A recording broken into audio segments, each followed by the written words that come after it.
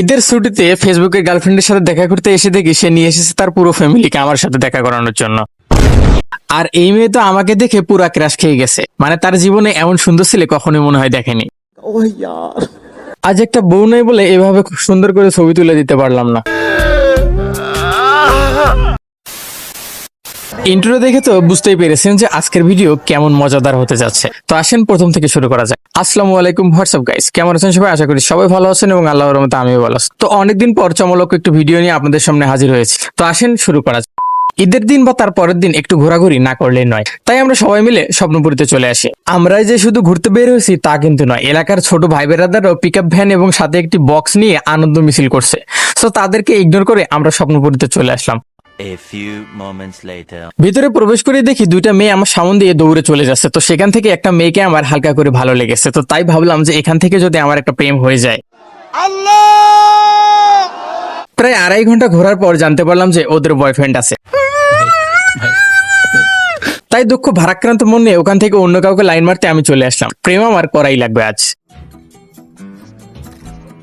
অনেক অনেক কষ্ট করে একটা মাইয়া পটাইলাম, মাইয়ের ফোন নাম্বার দিতে চাইলে কিন্তু মেয়ের বান্ধবীটা আমাদেরকে ফোন নাম্বারটা দিল না। এই জন্য আমরা দুঃখ ভারাক্রান্ত মন নিয়ে আমরা আরেকটা মাইয়াকে বুঝতে পারছি, যদি পাওয়া যায় এটাও হতে পারে আমার ফিউচার গার্লফ্রেন্ড। চারিদিকে সবাই তাদের বউ বা গার্লফ্রেন্ড নিয়ে ঘোরাঘুরি করছে, তা দেখে একজন সিঙ্গেল মানুষ হিসেবে আমার কলিজা একদম ফেটে যাচ্ছে। আমি বিশ্বাস করি না।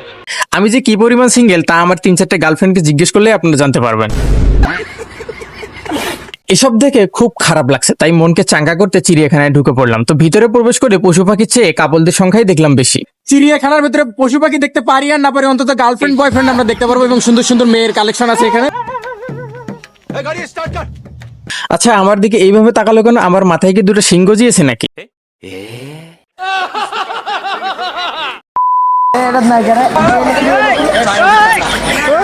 আর মানুষ পান নাই, বারবার শুধু আমার উপরেই।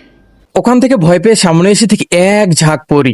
এই মুহূর্তে আপনারা দেখতে পাচ্ছেন এটা হচ্ছে পাহাড়ি হাঁস, বার হাঁস বা পাহাড়ি হাঁস। এই সহবাস সহবাস বললাম মনে হয়, ও না বার হাঁস। সরি গাইস, এটা সহবাস না, এটা বার হাঁস। দুঃখিত। চিড়িয়াখানায় ভালো না লাগায় আমি সেখান থেকে বের হয়ে সামনে এসে দেখি যে যার গার্লফ্রেন্ডকে নিয়ে কেনাকাটা করছে। আমাদের গার্লফ্রেন্ড নেই, তাই আমরা অন্যের গার্লফ্রেন্ড দেখতেছি। কি মোহব্বত! আহারে, এই মুহূর্তে আমরা কসমেটিক্স পার্লারে অবস্থান করছি, দেখি যদি কিছু কেনা যায় নিজের জন্য।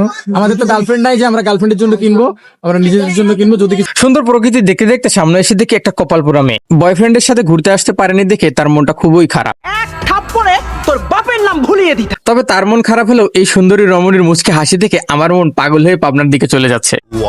হব বেটা বেরো, ভিডিও আমার, তুই কেন ফ্রেমে? বের হয়ে যা, সর সামনে থেকে সর। জীবন থেকে এভাবে ঘুষি দিয়ে প্রবলেম গুলো সরিয়ে ফেলবেন, বুঝতে পারছেন তো? এখানে হেলিকপ্টার থেকে আনন্দের ঠেলায় চড়তে গেলাম, গিয়ে শুনি এ ভাই হেলিকপ্টার কি ওরে না ভাই।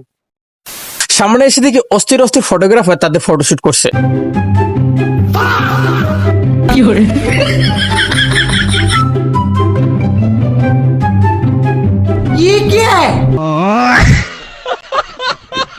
আই হোপ ভিডিওটি ভালো লেগেছে। সো আজকের মতো এখানেই শেষ, আবার দেখা হবে অন্য কোনো জায়গায় অন্য কোনো মজার ভিডিওতে। সবাই ভালো থাকবেন, সুস্থ থাকবেন, আর হ্যাঁ ভিডিও ভালো লাগলে অবশ্যই শেয়ার করে দিতে পারেন। ধন্যবাদ সবাইকে, আসসালামু আলাইকুম।